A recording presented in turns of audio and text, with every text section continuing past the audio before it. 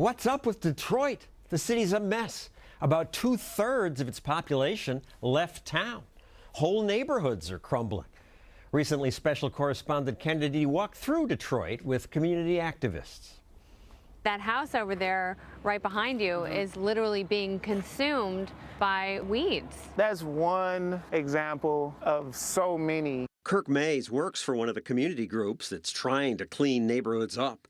This one needs it, despite signs like this one. Much of it looks like a garbage dump. Here's a garbage truck. I mean, that's good news, right? Absolutely, that's the good news. But are they going to pick up all of this? I don't think so.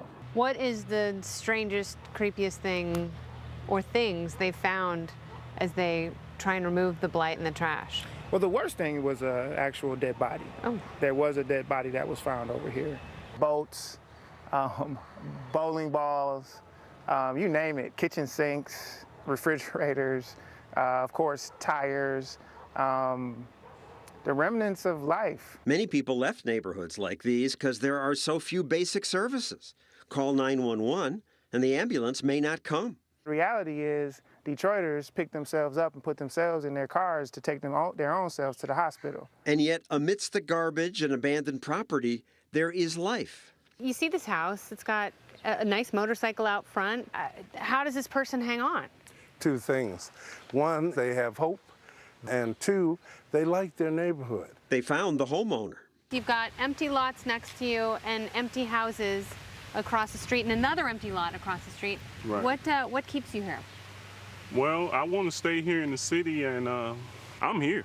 Do you ever worry about what happens in the empty houses and whether or not people are going to come after your stuff? Well, I kind of keep the lots cut, close the doors on the abandoned houses, stuff like that. Do you keep an eye on them? Yeah, you have to. Did you used to have neighbors? Yeah, And people just... They just move out. Just gone. And this was typical of what you saw in Detroit, many places. It was really interesting, neighborhood after neighborhood. You would see nice streets with nice homes, and a block away, it was these abandoned, burned out homes, and they were being devoured by the earth. Detroit is falling back into the earth, and that's not all bad news. No, but you live Believe in it Los or not. Angeles. It's not so great. It has some problem areas. Oh, no, That big a difference? For your show, we've been to some really problem areas, and you see for sale signs, you see a lot of people moving out, homes underwater. People kind of give up and walk away. But that's just for sale signs. This is literally civilized society devolving into the state of nature. This is what they talk about, philosophers.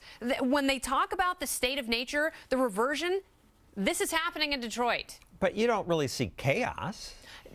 The state of nature does not give way to chaos. It's not necessarily going to be chaotic. In fact, we found what I like to call accidental libertarians, people who are becoming so self-reliant. They know that their city government has failed them utterly. The services aren't there. The police aren't going to show up. So they have collected into groups. They are crafting gardens. They are keeping bees. They've got chickens. They've got a lot of open land now.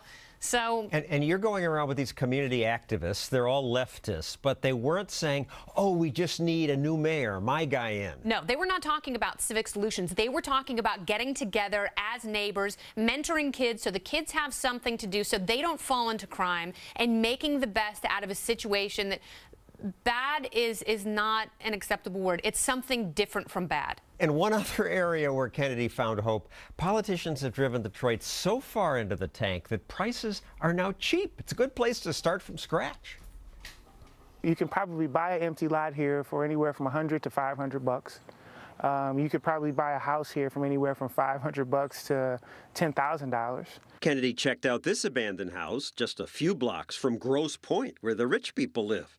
The house had been gutted by thieves. If you can see like new flooring, and obviously, you know, they've taken everything out. They've taken all the metal windows out. The appliances are gone. For $1,500, you could buy this house. Right, and you could fix it up. It's really incredible. You know, you think about first-time homeowners, you could literally own a house for $1,500, which is what a lot of people pay in rent. That's true. So are you going to move there? If I didn't have kids, I would absolutely move there. And I would tell people, If you are an urban survivalist, if you have had any desire to get into urban farming, move to Detroit. There's plenty of land. The people there are so infectious. I really enjoyed my time there because it was like surveying a war zone populated by saints. They were really awesome. They're banding together. And if you want to raise chickens and bees, Detroit is the bee's knees. Thank you, Kennedy. Next, a man who has a plan to rescue Detroit, his version, by turning part of it into a free market paradise, away from the reach of government. Is that even possible? 29 years later, Belle Isle has become the Midwest Tiger, rivaling Hong Kong and Singapore.